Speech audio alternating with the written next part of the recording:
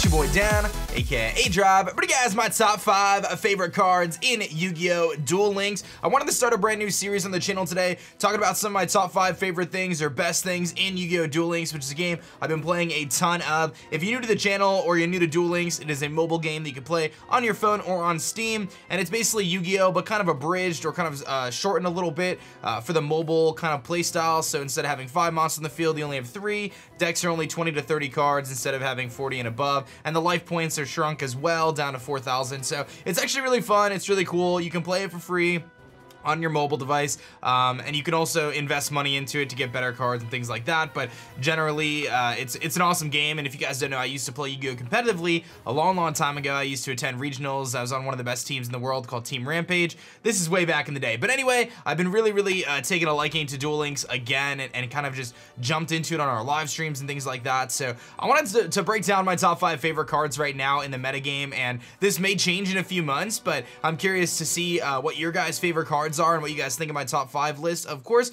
So if you enjoyed this video, hit that like button down below, and definitely be sure to subscribe if you are new. And of course, let me know in the comment section below what your favorite cards are, and don't forget to let me know what next top 5 you want to see for Yu-Gi-Oh! Duel Links. But let's jump right into it. Number 5, we're going to be kicking things off with Harpies Hunting Ground. Now, Harpies Hunting Ground is actually a skill, drop skill you get for My Valentine, and it's a really cool card. Instead of a lot of the other drop skills that have field spells that'll automatically go on the field, this one actually goes into your hand, so you have a little bit more versatility there with Harpies Hunting Ground. But I recently got this drop skill and this card, and it is awesome. So the only way to obtain it is through the drop skill with My, which can be really challenging to get, but once you get it, it's going to be really cool. So basically what Harpies Hunting Ground does, it's going to give a 200 attack and defense buff to any of your Harpy ladies and any winged beasts that you may have on the field. So that's really cool. So all your winged beasts are going to get powered up. But anytime you're going to summon a card that's got Harpy Lady in its name or Harpy Lady Sisters, it's going to allow you, force you actually, to destroy one spell or trap card on the field, including your own. So if your opponent doesn't have any, you do have to destroy your own.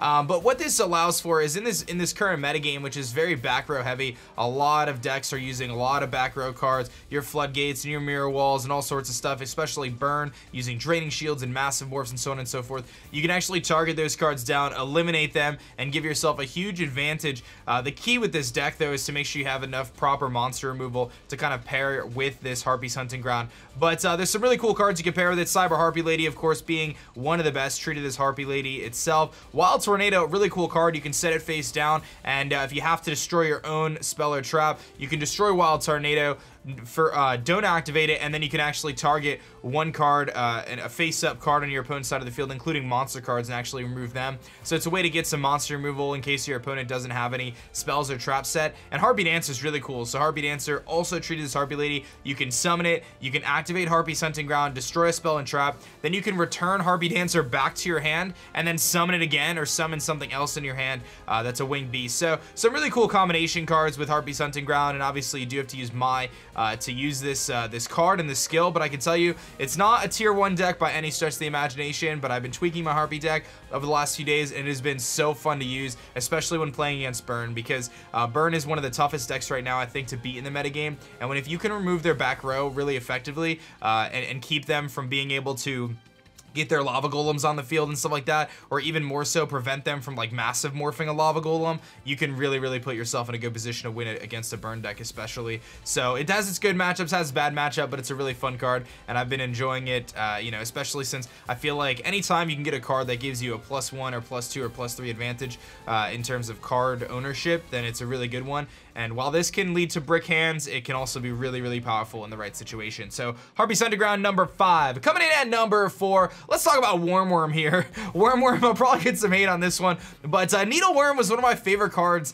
playing the game as a kid. I always wanted to get it. Needleworm was like just such a sick card in the fact that it discarded 5 cards from the top of your deck, and mill decks were so hard to obtain because you really had to be like a top competitor to get Needleworm or be able to shell out the money to do it. And at 14 or 15 years old, I was not able to do that, but I always felt like Needleworm was such a cool card and just so rare and highly coveted, just kind of like Mechanical Chaser and Cyber Steam when they first came out, out. Some really cool cards that were hard to get, but Worm immediately caught my attention when I was playing Duel Links, and I'm like, man, this card is so familiar. What was the card? And then I realized it was Needleworm. But Worm is kind of an abbreviated version of that, where it's going to only discard 3 cards from the top of your opponent's deck. But in a metagame where there's only 20 cards mostly run in your opponent's deck, 3 cards is quite significant. And if you're running 3 Worms, which are obtained through Flame of the Tyrant as an SR, then you can actually get rid of 9 cards right off the bat if you're able to use it effectively. Chain Destruction really pairs with that nicely, as you can summon your Worm, activate Chain Destruction, mill out the other 2 from your deck.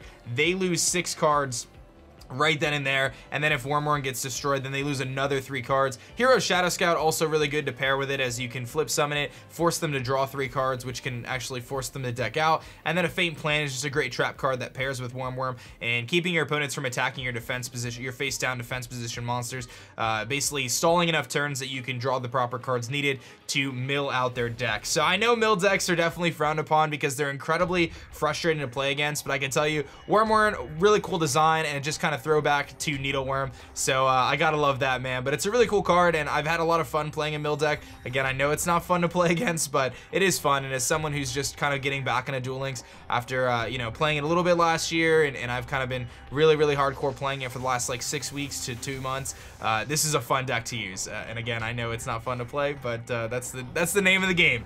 Let's jump into number 3 here, coming in, Floodgate Trap Hole, and this is a card that can really be used with pretty much any deck, man. Floodgate is such a great card. It's found in Generation Next, and it's a pretty rare card to get, so you're gonna have to get some luck pulling it. I've managed to get 2 myself. I would love to get a 3rd at some point, but I'm gonna save my gems for now. But this card is so good. So when your opponent summons a monster, you're gonna be able to change it to face down defense position, and they actually can't do anything with it. Like, it stays there in face down defense position until they either tribute summon it or until you destroy it yourself. There are some kind of weird ways around that, like Black Brachios can flip it face up, but it has to stay in defense position. So it really locks down one of your opponent's monster zones, and with only 3 monster zones, Floodgate can be really effective. It can be a huge momentum breaker for sure. So if your opponent is really starting to gain some momentum, you could draw Floodgate and really just nullify their summon and really make their card pretty much useless in that situation. I really like using Floodgate against burn decks as well. When they try to summon Lava Golem to your side of the field, you Floodgate your own Lava Golem, basically keeping it so it doesn't burn you.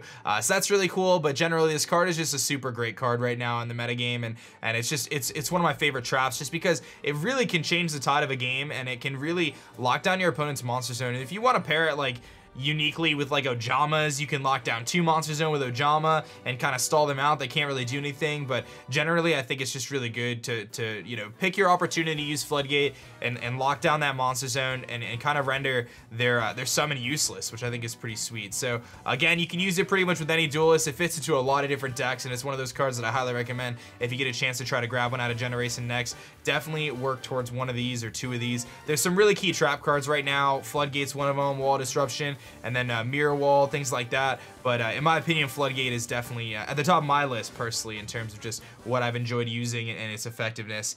Let's go to number 2 now. We've got Red Eyes Insight. When I picked up Duel Links again, I decided that I was going to focus on one particular deck to build, and that was a Red Eyes Zombie deck. And it was a pretty tough deck to build, especially after not really playing the game for a long time, kind of coming back into Duel Links. But Red Eyes Insight, great card. Unfortunately, the Super Joey event isn't going on right now, and I missed it as a player, so I had to get it through the SR tickets through doing ranked, but I grinded it out on ranked. I got my Red Eyes Insight. I actually have 3 of them now. Probably only need 2, but it's a really cool card. So basically, it's a spell card. You're going to play it. You're going to be able to drop a Red Eyes card from your deck to your graveyard. So either Red Eyes Zombie, which is what I'm running, or Red Eyes Black Dragon, which I run in my farm decks. And you drop them to the graveyard, and then you're able to grab a Red Eyes Spirit or a Red Eyes spell or trap card from your deck, except Red Eyes Insight. So in this case, you grab Red Eyes Spirit, is what I typically run it with in Zombie. You grab your Red Eyes Spirit, and then you can actually summon on the next turn that Red Eyes Zombie or that Red Eyes Black Dragon that you just discarded the graveyard, making it super duper powerful. So one card ultimately results in you getting Red Eyes Zombie Dragon on the field the following turn, and that is pretty impressive, really. I mean, the fact that and you're farming your deck out, you're basically you know, really reducing the amount of cards you're drawing, which is super important in a deck like this. You really generally don't want to draw Red Eyes in the zombie deck. You kind of want to have it in your deck and then get it to your graveyard with things like Gozuki and stuff like that, but Red Eyes Insight really accomplishes that, and it's just a great combination in general. It's such a powerful card. It's no wonder why Red Eyes Spirit is limited to just 2 now per deck, but it's a really easy way to get Red Eyes on the field, and it's just a really good card, and paired in the Red Eyes Zombie deck, one of the top tier decks right now, it's a lot of fun to play. So if you want to get into Red Eyes, I gotta tell you guys a fun little story about Red Eyes Black Dragon. When the game came out, the trading card game way back in the day, Red Eyes was just released, and it was worth hundreds of dollars at the time. It was incredibly rare to get, and I actually pulled one at the mall, at my local mall. I still live near there now, the Danbury Fair Mall. I pulled one out of a pack. I was standing in line at Nathan's Hot Dogs. I was standing in line at Nathan's Hot Dogs, and I opened up the pack, and I pulled a Red Eyes Black Dragon, and it was nuts, dude. I was like, I don't know, 10 years old, 11 years old. I was freaking out. This card was so rare, and then I had to bring it to school to show everyone that I got it, and some kid stole it from me. It was Travis. I know, it was Travis, man. Give me a like on this video for the fact that my Red Eyes got stolen by a kid named Travis, man. I'll never forget that. I will never forget that. It's like the show. It's like the show, man. My Red Eyes got stolen. It's a true story. I swear, that's a real story. If you watch my streams, you would have heard it by now. But let's wrap up this countdown. Number 1 is Anti-Magic Arrows, man. If there's a card that can single-handedly win you a game right now, it's Anti-Magic Arrows, dude. I love this card. So it's special to me because my first month, I started playing again in the end of December and January. January was the first month that I tried to get King of Games, and I got it, and I did it with Rex. I did it with a Dino Control deck running Anti-Magic Arrows, Sergeant Electros, and things like that, Hydra-Geddon, Black Brachios, etc. So that was the deck that I went King of Games for my first time, and let me tell you, man, Anti-Magic Arrows is so clutch. I got 2 of these bad boys. You get them from the SR tickets. You can also get them from like Farming Arcana, but I don't think that event is going on right now, so the easiest way is just use your tickets for it. But basically, so you keep it in your hand, and then you enter the battle phase, and then you play Anti-Magic Arrows, and it stops your opponent from activating any of their face down spell and trap cards. So your opponent may be like, okay, I've got a mirror wall, or I've got, you know, a wall, a disruption, or whatever, or even enemy controllers set face down, and I'm gonna activate them in the battle turn, or in the battle phase, and stop my opponent from you know, kind of running house on me. And then you activate Anti-Magic Arrows, and they can't do anything about it. The amount of games I've won by just simply waiting and not attacking until I get my Anti-Magic Arrows, and then you just play it and the game's over, it's so phenomenal, man. It's a really good card, and it fits into a lot of different decks, especially more offensive kind of aggro style decks. You can really just win a game right then and there, especially if your opponent is really thinking that you're gonna have, you know, they're gonna be able to stop your attack somehow.